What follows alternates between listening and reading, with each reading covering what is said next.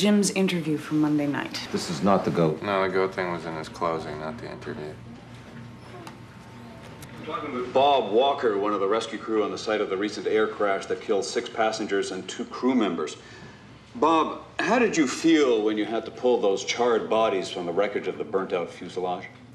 It was the hardest thing I ever had to do. There. The wrist.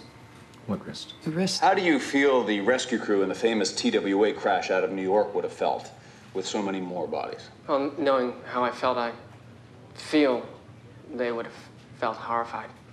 Horrified, yeah. Very good choice of words.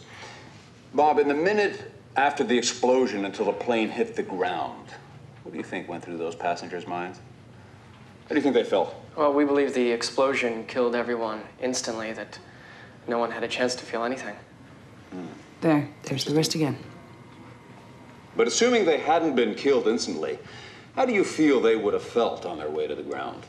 I guess I'm asking what their hypothetical feelings would have been here. Are you asking me how I feel they would have felt, or how they would have felt had they had a chance to feel anything?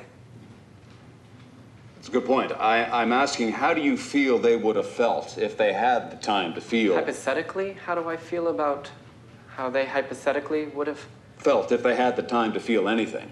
Just as the TWA passengers must have been terrified in the time it took for that plane to hit the ground. If they had the time to contemplate their fate, which, of course, they didn't either. I'm not quite sure I follow. Okay, well, let me put it this way. It is known that the explosion killed the TWA passengers instantly as well, but if it hadn't, do you think that hypothetically, if they had time to contemplate their fate, the TWA passengers, that is, that they would have felt much worse, given that so many of them were tourists on their way to Paris, and your flight was off to North Bay, you know, losing a trip to Paris versus losing a trip to North Bay? Paris or North Bay, I think the loss of life here is the tragedy. That's a good point. Even though Paris is one of the world's great cities, isn't it? I love the bathhouses and the steam rooms. You know, you can be all alone in Paris and walk into a bathhouse and meet the most interesting people. Also the Paris baths. Where the hell did that come from? That was the unedited version. Yeah, we cut it way down to give it some semblance of logic. It wasn't easy. You saw no other... Well, Jim got a little confused over who felt what, but other than that, I didn't see anything wrong. Look, there is no right and wrong here. Okay, let's be clear about that. Our point upstairs is sexual neutrality. Sexual neutrality?